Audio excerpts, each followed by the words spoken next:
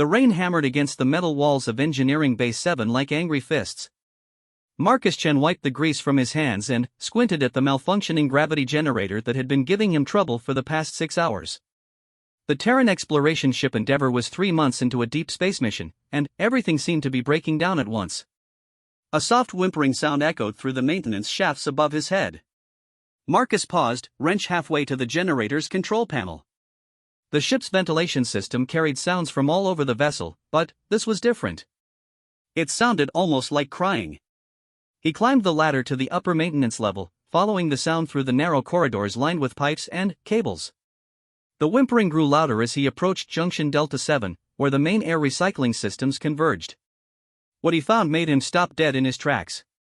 Curled up in the corner, no bigger than a house cat, was a dragon. Her scales shimmered between deep purple and silver, and tiny wisps of steam rose from her nostrils with each shaky breath. Her wing membranes were torn in several places, and one of her back legs was clearly injured. Most striking were her eyes, large, intelligent, and filled with a sadness that seemed far too old for such a small creature. "Well, I'll be damned," Marcus whispered, slowly crouching down. The dragon's head snapped up, and she tried to scramble away, but her injured leg gave out. She tumbled against the wall with a small cry of pain. "Easy there, little one," Marcus said softly, keeping his voice as gentle as possible. "I'm not going to hurt you." The dragon pressed herself against the wall, trembling. When she spoke, her voice was barely a whisper, carried on threads of steam. "Please don't send me away. I know nobody needs me. I know I'm just taking up space.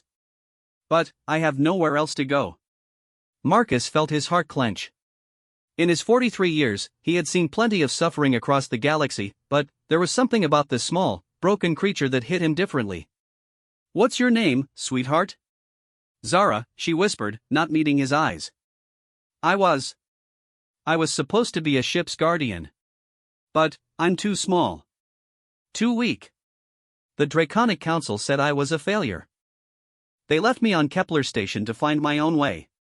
Marcus knew Kepler Station, a rough mining outpost on the edge of civilized space. It was no place for anyone, let alone a young dragon. "How long have you been on the ship?" 2 weeks, Zara admitted. "I snuck aboard in the cargo bay. I've been trying to stay hidden, but I got lost in the vents and hurt my leg. I'm sorry for being here. I know humans don't like dragons." That statement puzzled Marcus. In his experience, most humans were fascinated by dragons, though encounters were rare since the species typically kept to themselves in the outer systems. "Why would you think that?" Zara's tail curled around her small body. "The Draconic Council told us stories. They said humans are violent and unpredictable. That they would capture us or experiment on us. But I had nowhere else to go, and human ships go to many places. I thought maybe I could find somewhere that would accept me." Marcus studied the young dragon carefully. Her scales were dull from malnutrition, and she was clearly exhausted. Whatever the Draconic Council had told her about humans, she was desperate enough to risk it anyway. "Well, Zara," he said, settling more comfortably on the floor, "I can't speak for all humans, but this human thinks you're exactly where you need to be. Let's get that leg looked at first, and then we'll figure out the rest." The dragon stared at him with wide eyes. You're not going to turn me in?" "Turn you into who?" Marcus asked with a gentle smile. "Captain Rodriguez is a good woman, but she's got enough on her plate managing this bucket of bolts through uncharted space. Besides, this ship could use a guardian, even a small one." For the first time since he found her, Zara's expression showed a glimmer of hope. "Really? Really? But first, we need to get you some food and medical attention. Think you can trust me enough to let me help?" Zara hesitated for a long moment, then slowly nodded. As Marcus carefully scooped her up, being mindful of her injuries, she whispered, "Nobody has ever wanted to help me before." "Well, that's their loss," Marcus said firmly. "You're going to be just fine, little dragon." As they made their way through the ship's corridors toward the medical bay, Marcus couldn't shake the feeling that finding Zara wasn't an accident. The Endeavour was heading into unexplored space, where anything could happen. Having a dragon aboard, even a small one, might prove more valuable than anyone could imagine. Dr. Sarah Kim, the ship's chief medical officer, barely raised an eyebrow when Marcus appeared in her doorway carrying a dragon. After 15 years of deep space medicine, very little surprised her anymore. "Injured passenger?" she asked, already moving to clear an examination table. "Something like that," Marcus replied, gently setting Zara down. "This is Zara. She's been hiding on the ship for a couple of weeks, and she's hurt her leg." Dr. Kim approached slowly, letting Zara see her hands. "Hello, Zara. I'm Dr. Kim. May I examine your injury?" Zara looked to Marcus, who nodded encouragingly. "It's okay. Dr. Kim is the best medic in the fleet. She'll take good care of you." The examination revealed a sprained ankle and several minor cuts, along with signs of malnutrition and exhaustion. Nothing that couldn't be treated with time and care. "She'll need rest, regular meals, and someone to keep an eye on her for the next few days," Dr. Kim reported. "Physically, she's resilient. Dragons heal faster than humans, but she's been running on empty for too long." "Can she stay in my quarters?" Marcus asked. "I've got plenty of room, and I work odd shifts anyway. I can make sure she gets what she needs." Dr. Kim studied the engineer's face, recognizing the protective look she'd seen him wear when dealing with damaged equipment that others wanted to scrap. "That would be ideal. But, Marcus, you'll need to register her with the captain eventually. Stowaways, even friendly ones, can't stay hidden forever." "I know," Marcus nodded. "I just want to make sure she's feeling better first. And maybe figure out a way to present this so Rodriguez doesn't feel like she has to follow standard protocols." Dr. Kim smiled. "Captain Rodriguez is practical above all else. If Zara proves useful to the ship, that'll matter more than how she got here." As Dr. Kim finished treating Zara's injuries, the young dragon spoke up. "I could be useful. I know about ships. Dragons are naturally good with energy systems and navigation. And I can sense things in space that sensors might miss." Marcus and Dr. Kim exchanged glances. "What kind of things?" Marcus asked. "Spatial anomalies. Energy disturbances. Sometimes other ships, even when they're trying to hide." Zara's voice grew stronger as she spoke about her abilities. "The Draconic Council said these gifts were useless because I was too small to be a proper guardian. But maybe on a human ship, being small could be an advantage." "It absolutely could," Marcus said immediately. "We've got access tunnels and maintenance spaces that are tight even for humans. Having someone small enough to get into those areas who can also sense energy problems? That's incredibly valuable." For the first time since they'd met, Zara smiled, a tiny thing that showed just the tips of small, sharp teeth. "You really think so?" "I know so," Marcus replied. "Now, let's get you settled in. You've got some serious resting to do." As they left the medical bay, Zara riding on Marcus's shoulder, the engineer was already planning how to integrate his new roommate into the ship's routine. The Endeavor was heading into uncharted territory, where every advantage mattered. He had a feeling that finding Zara was going to change everything, for the ship, for the mission, and definitely for one lonely young dragon who just needed someone to believe in her. The next few days passed quietly as Zara recovered. Marcus's quarters, normally Spartan and functional, began to take on new life. He set up a small sleeping area near the environmental controls where Zara could rest while staying close to the ship's energy systems that seemed to comfort her. True to her word, Zara proved immediately useful. On her second day in Marcus's quarters, she correctly identified a developing problem in the secondary power coupling 2 hours before the ship's diagnostic systems detected it. "There's a harmonic resonance building in the portside grid," she told Marcus, her small head tilted as if listening to something only she could hear. "It feels angry." Marcus ran a diagnostic and found exactly what she described, a potentially catastrophic feedback loop that would have taken out half the ship's power systems if it had been allowed to continue. "How did you know that?" he asked as he made the necessary repairs. Zara curled up next to the access panel, her scales shimmering with contentment now that the angry energy had been soothed. "Energy has feelings. Happy energy flows smooth and steady. Angry energy fights and sparks. Sad energy just fades away." It was a completely different way of thinking about engineering than Marcus had ever encountered, but it made a strange kind of sense. Dragons, he was learning, experienced the universe very differently than humans. By the end of the week, word had inevitably spread through the ship's crew that Engineer Chen had acquired an unusual assistant. Rather than concern, most of the crew seemed curious and even pleased. The Endeavor was a long way from home, and anything that broke up the routine was welcome. It was Chief Petty Officer Williams who finally forced the issue. "Chen," he said, finding Marcus in Engineering Bay 7, "the captain wants to see you. And she wants you to bring your consultation specialist." Marcus looked down at Zara, who was perched on a tool cart, carefully examining a burned-out circuit board. "Ready to meet the boss?" Zara's tail twitched nervously, but she nodded. "If she doesn't want me here, will you help me find somewhere else to go?" "Let's see what she has to say first," Marcus replied, scooping up the young dragon. "But, Zara? I meant what I said before. You belong here." As they made their way toward the bridge, Marcus could feel Zara trembling slightly against his chest. Whatever happened next would determine not just her future aboard the Endeavor, but possibly her future entirely. The bridge of the Endeavor was bustling with activity as they approached the edge of the Veil Nebula, their first major landmark in uncharted space. Captain Elena Rodriguez stood at the center of it all, a compact woman in her 50s whose calm competence had earned the respect of every crew member. She turned as Marcus approached, her dark eyes immediately focusing on the small dragon in his arms. "So this is our stowaway. Captain Rodriguez," Marcus began, "this is Zara." The captain held up a hand. "Dr. Kim briefed me on her medical condition, and Chief Williams has been keeping me informed about the work you two have been doing together. What I want to know is this, young lady," she addressed Zara directly, "do you want to be part of this crew?" Zara's voice was barely audible. "Yes, ma'am.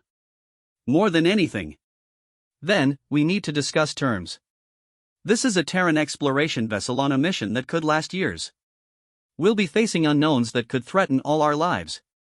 If you're going to be here, you need to contribute. Can you do that?" For the first time since meeting the captain, Zara lifted her head and spoke clearly. "I can sense energy patterns, navigate by stellar harmonics, and detect spatial anomalies. I'm small enough to access areas of the ship that humans can't reach, and I learn quickly. I want to earn my place here." Captain Rodriguez nodded slowly. "Dr. Kim tells me you're malnourished and recovering from injuries. How long before you're at full capacity?" "She's already been helping in engineering," Marcus interjected. "Yesterday she detected a power coupling failure hours before our systems would have caught it." "Interesting." The captain studied Zara carefully. "Tell me about the Draconic Council's assessment of your abilities." Zara's scales seemed to dim. "They said I was too small to be a proper guardian. That my gifts were weak and useless. They said no ship would ever need someone like me." "Well," Captain Rodriguez said with a slight smile, "it sounds like the Draconic Council doesn't understand the value of specialized skills. Mr. Chen, I'm officially assigning Zara to engineering as your assistant, with the understanding that this is a probationary position pending her full recovery and demonstrated competence." Marcus felt Zara's small body sag with relief against his chest. "Thank you, Captain. You won't regret this." "See that I don't." The captain's expression grew serious. "Zara, this ship operates on trust and mutual respect. Every member of this crew has each other's backs, no matter what. Can you commit to that?" "Yes, ma'am," Zara whispered, then spoke louder. "Yes, I can." "Good. Welcome aboard the Endeavor, officially. Now, I believe you two have work to do. We're entering the nebula in 6 hours, and I want all systems running at peak efficiency." As they left the bridge, Marcus could feel the difference in Zara immediately. She held herself straighter, and her scales seemed brighter. For the first time in her young life, someone had looked at her and seen potential instead of failure. "Marcus," she said as they headed back to engineering. "Yeah? Thank you. For everything. For seeing me when I was nobody." Marcus stopped walking and gently set her down on a maintenance console so they were at eye level. "Zara, listen to me carefully. You were never nobody. You were just in the wrong place, around the wrong people. Some folks can't see value in anything that doesn't fit their expectations. That's their problem, not yours." Zara's large eyes were bright with unshed tears. "The council said the council was wrong," Marcus said firmly. "And now we're going to prove just how wrong they were." 3 weeks later, the Endeavor was deep inside the Veil Nebula, where normal sensors were nearly useless due to the electromagnetic interference. The swirling clouds of gas and stellar dust created a maze of hidden dangers and spectacular beauty that challenged every system aboard the ship. Zara had become indispensable. She perched on Marcus's shoulder as he worked, her small head constantly moving as she monitored the ship's energy flows. Her unique senses had prevented 4 more potential system failures, and she had guided them safely through 2 spatial anomalies that would have damaged the ship's hull. "There's something new ahead," she told Marcus during the morning shift, her tail curling with uncertainty. "It doesn't feel like the usual nebula energy. It's structured." Marcus looked up from the power distribution panel he was calibrating. "Structured how?" "Like it has a purpose. Like something built it." Zara's scales flickered through several colors as she concentrated. "And there's something else. Something that feels scared." Marcus immediately activated his communicator. "Bridge, this is engineering. I need to speak with Captain Rodriguez." Within minutes, the captain arrived in Engineering Bay 7 with Commander Torres, her first officer. The tall, serious man studied Zara with interest. He had been skeptical about having a dragon aboard initially, but her proven abilities had won him over. "What do you have for us, Zara?" the captain asked. Zara took a deep breath, her small chest expanding visibly. "There's an artificial structure about 6 hours ahead at our current speed. It's generating a lot of energy, but not hostile energy. More like a beacon or a signal. And there's something alive near it. Something that's afraid." Commander Torres frowned. "Our long-range sensors aren't picking up anything unusual." "The nebula is interfering with our instruments," Captain Rodriguez said thoughtfully. "But Zara's senses aren't electronic. They're biological, maybe even psychic. If she says there's something there, we need to investigate carefully." "I can guide us to it," Zara offered. "The energy signature is getting stronger." "But, Captain, whatever is out there, it's been scared for a very long time." Captain Rodriguez made her decision quickly. "Mr. Chen, you and Zara report to the bridge in 1 hour. We're going to need precise navigation to approach whatever this is safely." The bridge was tense with anticipation when Marcus and Zara arrived. The main viewscreen showed nothing but the swirling purple and gold clouds of the nebula, but everyone could feel that something important was about to happen. "Zara, can you give us direction?" the captain asked.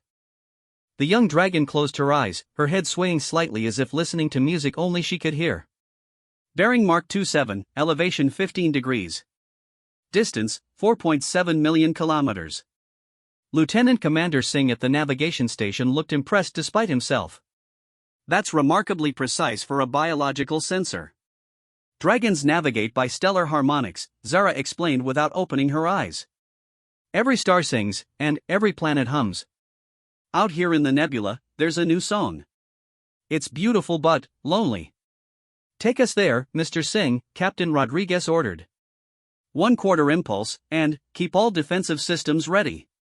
As they moved through the nebula, Zara provided constant course corrections, guiding them around dangerous pockets of radiation and unstable space. Her small body remained perfectly still except for her head, which turned with minute precision as she tracked the strange signals ahead. "There," she whispered suddenly. "Dead ahead." The viewscreen shimmered, and then they all saw it. A massive space station hung in the void, its architecture unlike anything in human databases. Flowing curves and organic shapes suggested it had been grown rather than built. Parts of it pulsed with soft bioluminescent light, while other sections remained dark and apparently lifeless. "Magnificent," Commander Torres breathed. "But whose is it?" Before anyone could answer, a new voice cut through the bridge communications, high, musical, and filled with desperate hope. "Please, if anyone can hear this, we need help. We've been stranded here for so long. Our guardians are dying, and we don't know what to do." Captain Rodriguez exchanged glances with her officers. First contact protocols were clear, but they were also designed for controlled situations with adequate preparation time. This was happening now, in uncharted space, with no backup available. "Open a channel," she decided. "This is Captain Elena Rodriguez of the Terran vessel Endeavor. We've received your distress call. What is your situation?" The response came immediately. "Humans? Oh, blessed stars, are you really here? This is Keeper Lyralii of the Sanctuary. We are the Melodians, and our home has been cut off from the galaxy for over 50 years. Our ship guardians have been dying one by one, and we cannot maintain our systems alone. Zara's head snapped up, her eyes wide. Ship guardians? What are ship guardians? Captain Rodriguez asked. There was a pause before Lyralii answered, they are our dragon partners. For 1,000 years, Melodians and dragons have worked together to explore the galaxy. Dragons provide navigation and energy sense while we provide engineering and diplomatic skills. But something happened to the space around our sanctuary. It began killing our dragons, and now only 3 remain. Marcus felt Zara go very still against his shoulder. What kind of dragons? She asked softly. Young dragon, is that you speaking? Oh, blessed harmonies, are you one of the lost ones? I don't understand, Zara whispered. Captain Rodriguez gestured for patience. Keeper Lyralii, we have a young dragon aboard our vessel. She has been invaluable in helping us navigate the nebula. Perhaps we can arrange a meeting to discuss how we might help each other. A meeting, yes. The Melodian's voice brightened noticeably. But, you must be careful approaching our sanctuary.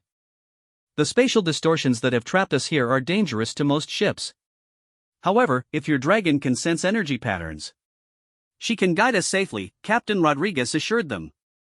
We'll approach slowly and carefully. As the communication ended, every eye on the bridge turned to Zara. The young dragon was trembling, her scales shifting rapidly through different colors. What are you thinking? Marcus asked gently. The Draconic Council never mentioned Melodians, Zara said slowly. But, if dragons and another species have been partners for 1,000 years, maybe the Council was wrong about more than just my size. Commander Torres leaned forward.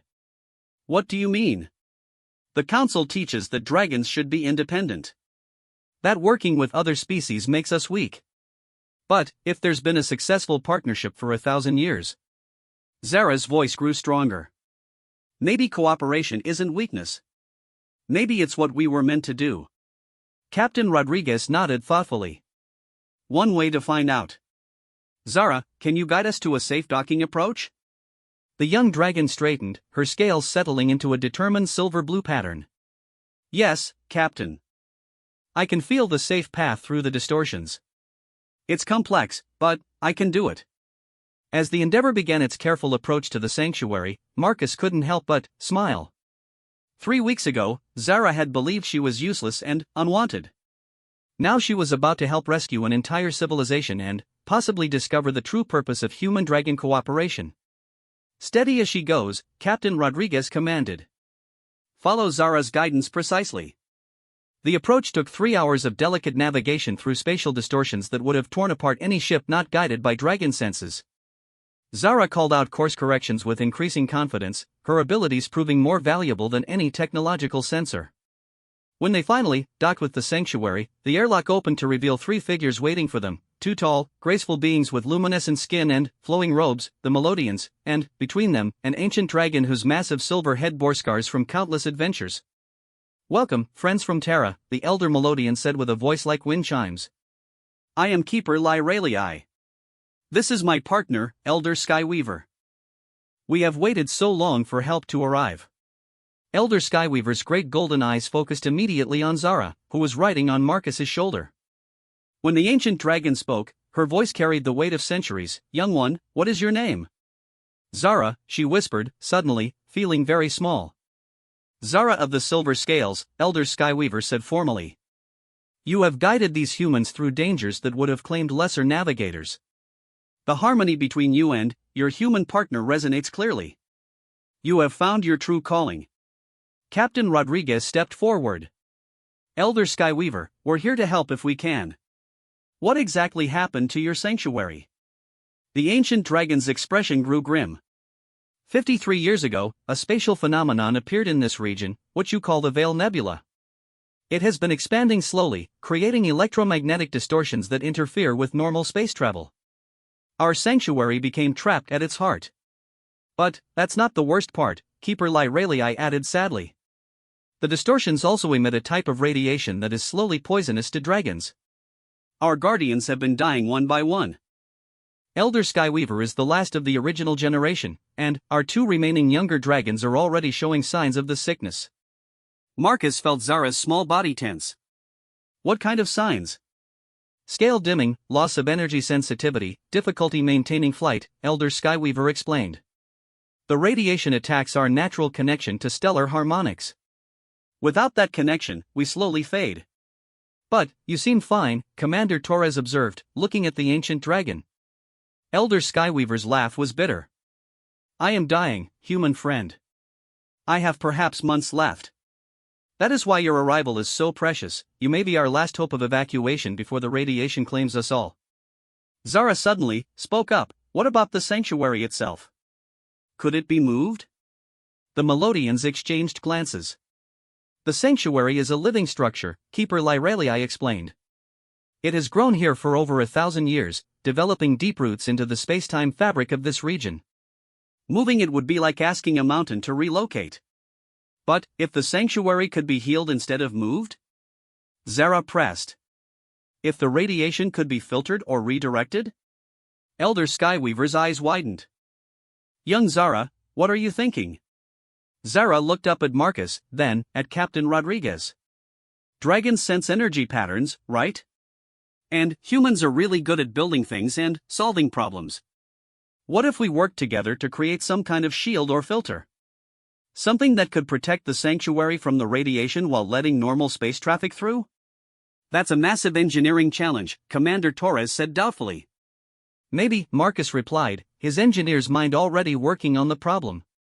But, we've got the best energy sensor in the galaxy right here, and a ship full of humans who love solving impossible problems. Plus, if the Melodians have been working with dragons for 1,000 years, they probably know a few things about combining different types of technology. Captain Rodriguez looked around the group thoughtfully. How long do we have before Elder Skyweaver? 4 to 6 months, the ancient dragon replied calmly. Perhaps longer if I limit my activities, but that would also limit my ability to help with any solution. Then, we'd better get started, the captain said decisively. Keeper Lyrelii will need access to your technical databases and engineering facilities. Mr. Chen, I want you and Zara to work directly with the Melodians to understand exactly how the radiation affects dragons and what kind of protection might be possible. As they prepared to board the sanctuary, Elder Skyweaver spoke privately to Zara. Young one, what you are attempting has never been tried before. The integration of human engineering, Melodian biotechnology, and dragon energy manipulation on this scale could change everything. Zara's scales shimmered with determination. Elder Skyweaver, 3 months ago I thought I was useless and nobody needed me. Now I'm part of a crew that believes impossible things are just problems waiting for the right solution. If we can save your people and prove that cooperation makes everyone stronger, then I want to try. The ancient dragon smiled, the first genuinely happy expression she had worn in decades. Then, let us begin, little guardian. Let us show the galaxy what harmony can accomplish. As the combined human Melodian dragon team prepared to tackle their greatest challenge yet, Marcus realized that finding Zara had indeed changed everything, not just for one lonely young dragon, but potentially for the future of interspecies cooperation throughout the galaxy. The next few weeks would test all of them in ways they couldn't yet imagine, but, for the first time in over 50 years, the sanctuary resonated with hope. The sanctuary's central laboratory was unlike anything Marcus had ever seen. Living walls pulsed with gentle bioluminescence, and the ceiling opened directly to the nebula above, contained only by an energy field that allowed the Melodians to work directly with stellar harmonics. Organic computer interfaces grew like coral formations throughout the space, their surfaces responding to both touch and mental commands. Zara was in absolute heaven. The energy flows here are incredible, she told Marcus as they settled into their first full day of collaborative work. It's like the whole station is alive and singing. It is alive, in a sense, explained Keeper Lyrelii, her luminescent skin shifting through pale blues and greens as she spoke. We grow our technology rather than build it. The sanctuary learns and adapts over time, developing new capabilities as needed. Elder Skyweaver rested nearby, her massive form coiled carefully to avoid damaging the delicate equipment. Despite her deteriorating condition, her mind remained sharp, and she provided crucial insights into dragon energy manipulation that no textbook could have taught. Show them the resonance chamber, Lyrelii, the ancient dragon suggested. They need to understand how deep the integration goes. Keeper Lyralii led them through a series of curved corridors to a vast spherical chamber at the sanctuary's heart. The walls were covered in crystalline formations that hummed with barely audible tones, and, in the center, a pillar of pure energy rose from floor to ceiling, shifting through every color imaginable.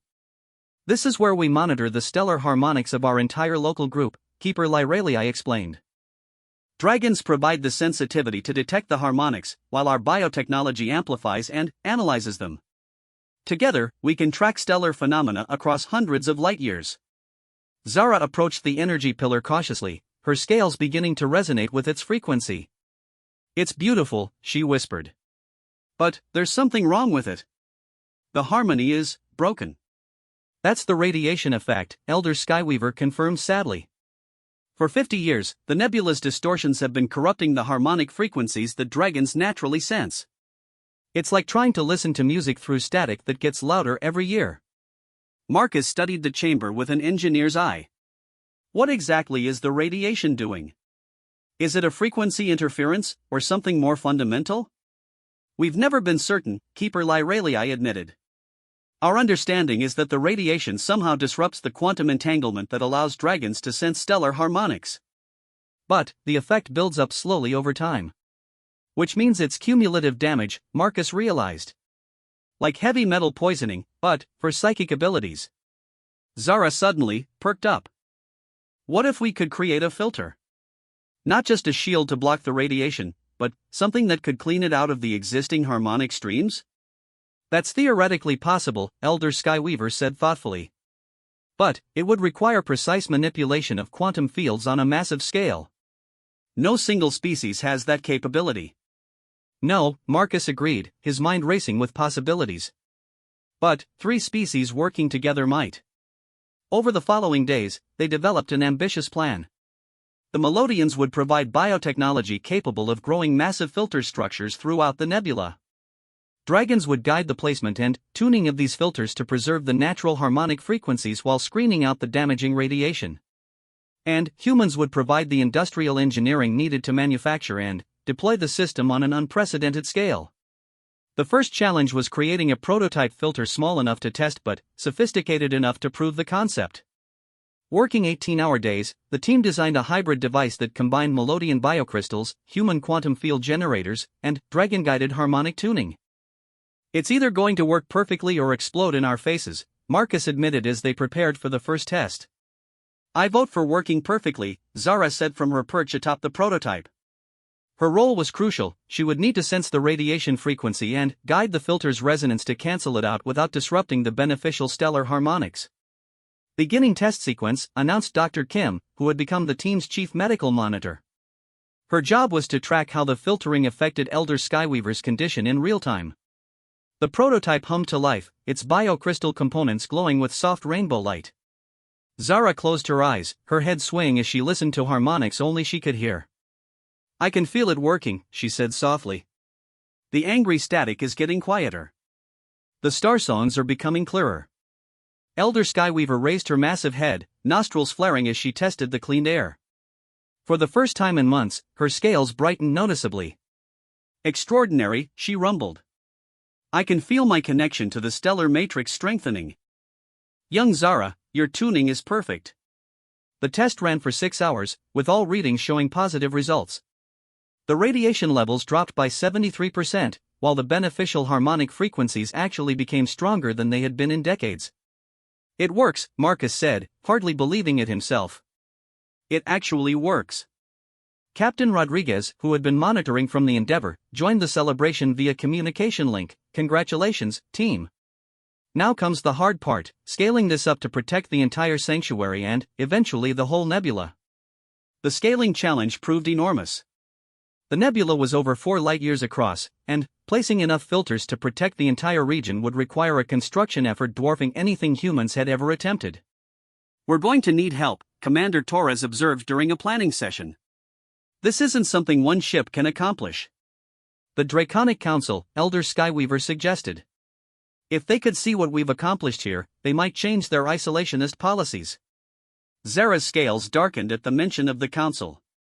"They won't listen to me. I'm just the dragon they rejected." "Maybe," Marcus said thoughtfully. But, you're also the dragon who helped save an entire civilization. Sometimes success speaks louder than credentials. Elder Skyweaver's ancient eyes gleamed with an idea. There is another 6 months after the Council's visit, the Sanctuary had become the unofficial headquarters for the most ambitious engineering project in galactic history. Ships from a dozen different species arrived weekly, drawn by reports of the successful filter network and the promise of revolutionary cooperation between dragons, humans, and Melodians. Zara had grown into her role as the project's chief harmonic coordinator, her abilities now enhanced by specialized bio-interfaces that allowed her to monitor filter networks across entire star systems simultaneously. Her quarters aboard the Endeavour had been expanded into a dedicated workspace where she could interface with both human computer systems and Melodian biotechnology. Status report on the Kepler sector network? Captain Rodriguez asked during the morning briefing. Zara's eyes remained closed as she consulted the harmonic data flowing through her enhanced senses. Installation is 92% complete. We've successfully filtered the radiation effects from 17 star systems, and dragon sensitivity has returned to normal ranges across the entire sector. However, we're detecting some unusual readings from the Omega Centauri region. Unusual how? Marcus asked, looking up from his engineering reports. There's a harmonic disturbance that doesn't match the nebula's normal interference patterns, Zara explained, her scales shifting to a concerned silver-green. It feels artificial. Like something is actively trying to disrupt our filter network. Commander Torres leaned forward. Sabotage? Maybe, Zara said uncertainly. Or maybe something else entirely.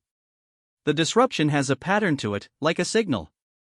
But, it's not any communication protocol I recognize.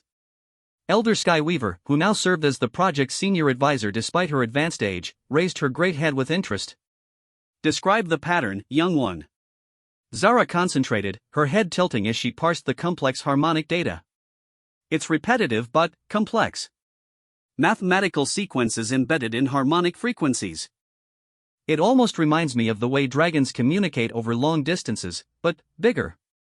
More sophisticated. The ancient dragon's eyes widened with sudden understanding. By the stellar winds, it might be the Deep Singers. Who are the Deep Singers? Captain Rodriguez asked. Elder Skyweaver's expression grew reverent. Legends speak of ancient dragons who departed the known galaxy thousands of years ago, seeking harmony with the cosmic background radiation itself. They were said to have developed abilities far beyond what any dragon has achieved since. Most believe they were myths. But, if they're real, Marcus said slowly, and they're trying to contact us. Then, our filter network might be interfering with their communication attempts, Zara finished. We need to modify the filters to allow their signals through while still blocking the harmful radiation. The technical challenge was enormous. The hypothetical Deep Singer communications operated on frequencies that overlapped significantly with the damaging radiation they were trying to filter out. Creating a selective filter that could distinguish between harmful and beneficial signals on the same frequency required unprecedented precision. We'll need to completely redesign the quantum resonance matrices, Marcus explained to the assembled engineering team. The new filters will need to analyze signal content, not just frequency, and make real-time decisions about what to allow through. Can it be done? Asked Dr. Van, the chief physicist from the Endeavour. Not with human technology alone, Marcus admitted. But, with dragon harmonic analysis and Melodian bioprocessing? Maybe. The work took 3 intense weeks. Zara pushed her abilities to new limits, learning to distinguish between dozens of different signal types within the same frequency band. The Melodians grew new biocrystal matrices capable of processing harmonic data with unprecedented speed and accuracy. The human engineers designed quantum decision trees that could make millions of filtering choices per second. The test of the new selective filters was scheduled for the main resonance chamber, with representatives from all 3 species present. If the Deep Singers were really trying to communicate, this would be their best chance to receive the message clearly. Bringing the new filter array online, announced Dr. Kim from her monitoring station. Harmonic resonance is stable. Zara, you're clear to begin signal analysis. Zara settled into the bio-interface chair, her scales connecting with the living circuits that would amplify her natural abilities 1,000-fold. The sensation was overwhelming at first, she could suddenly hear the harmonic signatures of every star within 50 light-years, the quantum fluctuations of nearby planets, even the gravitational songs of distant black holes. Focus on the anomalous signals from Omega Centauri, Elder Skyweaver advised gently. Let everything else fade to background noise. Gradually, Zara learned to filter the cosmic cacophony until she could isolate the strange patterns they had detected earlier. As the signal became clearer, her eyes snapped open in amazement. It's not just communication, she whispered. It's a lesson. They're teaching something. Teaching what? Captain Rodriguez asked. Zara closed her eyes again, diving deeper into the harmonic patterns. Advanced harmonic manipulation techniques. Ways to sense and influence stellar phenomena across galactic distances. They're showing us how to expand our abilities beyond anything we thought possible. Why would they do that? Commander Torres wondered. The answer came from an unexpected source. As Zara continued to process the Deep Singer transmissions, a new voice suddenly echoed through the resonance chamber, ancient, vast, and filled with warmth that spanned millennia. Young voices, you have built something beautiful among the stars. We have watched your cooperation with great interest. Everyone in the chamber froze. The voice seemed to come from everywhere and nowhere, resonating through both the air and their minds simultaneously. Honored Deep Singers, Elder Skyweaver said formally, we are privileged by your attention. How may we serve? You already serve, the voice replied with gentle amusement. Your filter networks have created the first truly cooperative stellar engineering project this galaxy has seen. Dragons, humans, Melodians, and others working as true equals, this is what we hoped would someday emerge. Zara found the courage to speak. Are you the reason the Veil Nebula formed? Was the radiation crisis a test? There was a pause before the Deep Singer answered, not a test, young guardian. A catalyst. The universe sometimes requires challenges that no single species can overcome alone. The nebula's formation was natural, but its effects were focused to encourage exactly the kind of cooperation you have achieved. Marcus stepped forward. You've been guiding events? Manipulating them? Guiding, perhaps. Manipulating, no. We created the circumstances for cooperation to flourish, but the choice to work together was always yours. You could have chosen isolation, competition, or exploitation. Instead, you chose partnership. Captain Rodriguez addressed the unseen presence directly. What happens now? What do you want from us? Nothing, the Deep Singer replied, and the cosmic warmth in its voice deepened. We offer you something instead. The knowledge to expand your filter networks across the entire galaxy. The ability to create safe harbors for cooperation between any species, anywhere. The chance to become teachers of harmony yourselves. The implications were staggering. A galaxy-spanning network of safe zones where different species could work together without fear or mistrust. The potential for cooperation on a scale that had never been imagined. But why us? Zara asked. Why now? Because you proved that cooperation is possible, the Deep Singer explained. One human who saw potential instead of burden. One dragon who chose trust over fear. One sanctuary that welcomed strangers as family. These small choices created ripples that will spread across the galaxy for generations. Elder Skyweaver bowed her great head. We are honored by your faith in us, Ancient Ones. But such a responsibility is enormous. Are we truly ready for it? Look around you, the Deep Singer said gently. 6 months ago, this sanctuary was dying, isolated and forgotten. Today, it hosts delegations from 17 different species, all working together to solve problems that seemed impossible. If that is not readiness, what is? The voice began to fade slightly, as if the Deep Singer was preparing to withdraw. The knowledge we offer comes with no obligations and no strings attached. Use it if you choose. Share it freely with any who will listen. But remember always that technology is only as good as the hearts that guide it. Wait, Zara called out. Will we see you again? A sound like cosmic laughter echoed through the chamber. Young guardian, we never left. Every time 3 species work together in harmony, we are there. Every time an isolated being finds acceptance and purpose, we celebrate. Every time cooperation triumphs over fear, the galaxy becomes a brighter place. And, Zara, the voice added, speaking directly to the young dragon, you are no longer the dragon nobody needs. You are the dragon everyone needs, a living example that small beings can accomplish extraordinary things when they find the right family. As the presence faded completely, leaving only the normal hum of the sanctuary systems, the chamber fell silent. The magnitude of what they had just experienced slowly sank in. So, Marcus said eventually, I guess we're going to be busy for a while. Zara's scales shimmered with excitement and determination. The busiest. Can you imagine? A galaxy where every species can work together safely? Where no one has to feel unwanted or useless. It will take generations to build, Captain Rodriguez pointed out practically. Centuries, maybe. Good, Elder Skyweaver said with surprising vigor. The best projects always do. It gives us something to look forward to. As the team began to examine the vast database of harmonic engineering knowledge that the Deep Singers had left for them, Zara found herself thinking about the journey that had brought her to this moment. From a rejected failure hiding in ventilation shafts to the coordinator of the galaxy's most ambitious cooperation project, it seemed impossible, but here she was.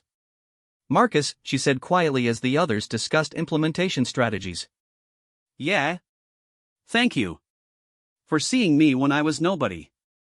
Marcus smiled, the same gentle expression he had worn when he first found her trembling in the maintenance shaft. Zara, you were never nobody.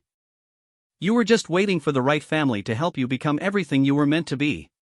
Looking around the resonance chamber at dragons, humans, and Melodians working together with seamless cooperation, Zara realized that family could be found in the most unexpected places. And, sometimes, when the family was right, even the smallest dragon could help change the galaxy. The work ahead would be challenging, but, for the first time in her life, Zara knew exactly where she belonged and what she was meant to do. The galaxy was vast and full of isolated beings who needed homes, and she was going to help build them. 2 years later, the Galactic Cooperation Network stretched across 47 star systems, with new nodes being added monthly. The sanctuary had evolved from a single isolated station into the hub of an ever-expanding web of safe harbors where species could meet, trade, share knowledge, and build lasting partnerships. Zara stood in the newly constructed central coordination chamber, her form now mature and elegant, scales gleaming with the confident silver blue of a dragon who had found her true purpose. Around her, holographic displays showed the real-time status of filter networks across known space, each one a testament to successful multi-species cooperation. Incoming priority message from the Andromeda Gateway project, announced Aria, the AI assistant that had been developed jointly by human programmers and Melodian bioengineers. Captain Reyes is requesting immediate harmonic consultation. Zara's enhanced abilities now allowed her to coordinate multiple networks simultaneously. She closed her eyes, extending her consciousness across 17 light-years to where humanity's most distant colony was attempting to establish their own cooperation node. I can sense the problem, she said after a moment. The local star's harmonic frequency is interfering with the network synchronization. They'll need to adjust their filter matrix by 0.73 degrees on the gamma axis. Her recommendations were transmitted instantly through quantum communication channels that the Deep Singers had helped them establish. Within minutes, confirmation came back that the adjustments had resolved the issue. Another successful integration, Marcus said with satisfaction as he entered the chamber. Now bearing the title of Chief Network Engineer, he oversaw the technical aspects of the ever-expanding cooperation network. That's the 47th system online, with 6 more scheduled for next month. Captain Rodriguez, who had accepted promotion to Admiral and now coordinated fleet operations for the entire network, joined them for the daily briefing. The Vulcan Science Council has formally requested membership in the network. They're offering to share their logic-based problem-solving methodologies in exchange for access to Dragon harmonic sensing techniques. Approved, Zara said without hesitation. Logic and intuition complement each other perfectly. The Vulcans will be valuable partners. Elder Skyweaver, despite being well over 1,000 years old, had embraced the role of diplomatic advisor with remarkable enthusiasm.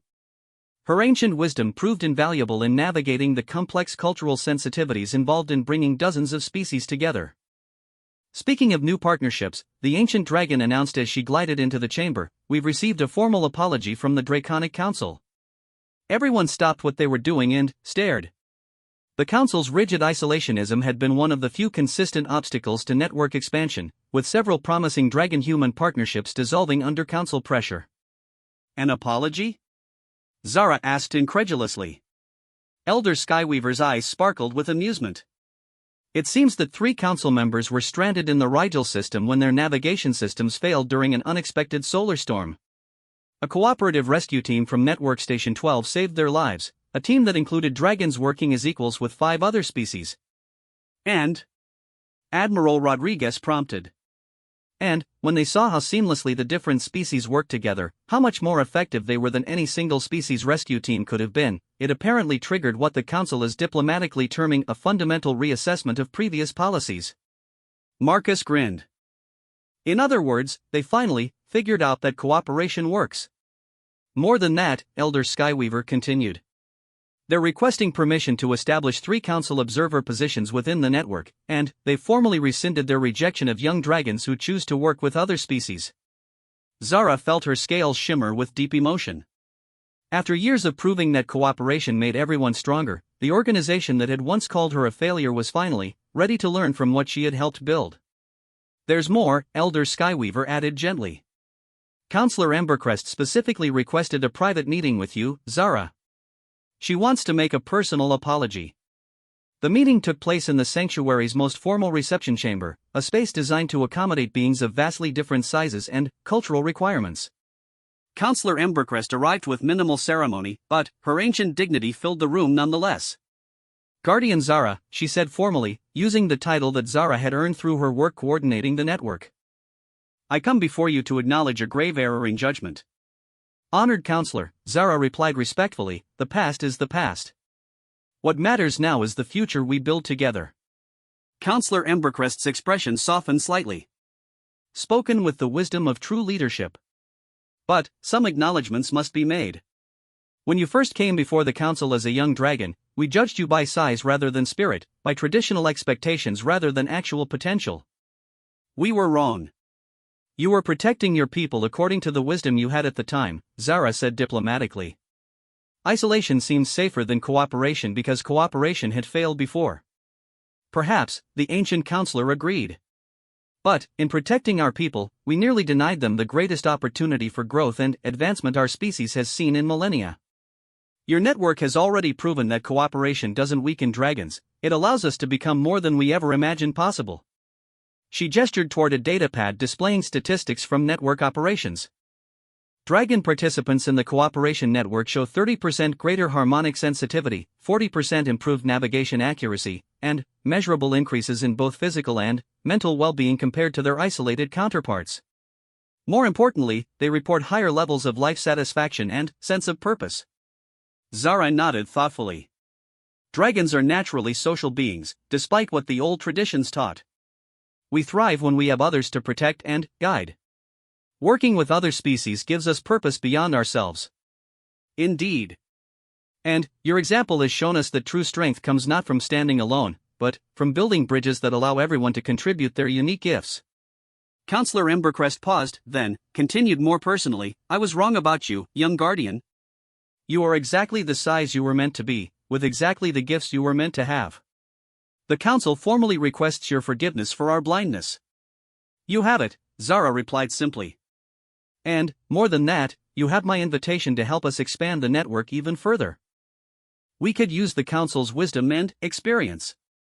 We would be honored to contribute, Counselor Embercrest said with visible relief. In fact, I bring an offer from the full Council. We wish to establish a Dragon Academy within the network, a place where young dragons can learn not just traditional skills, but also the arts of cooperation, diplomatic problem-solving, and multi-species engineering.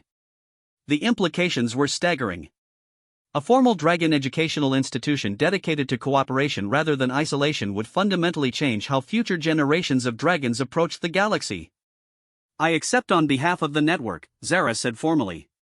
Where would you like to establish this academy? Counselor Embercrest smiled, the first truly warm expression Zara had ever seen from her.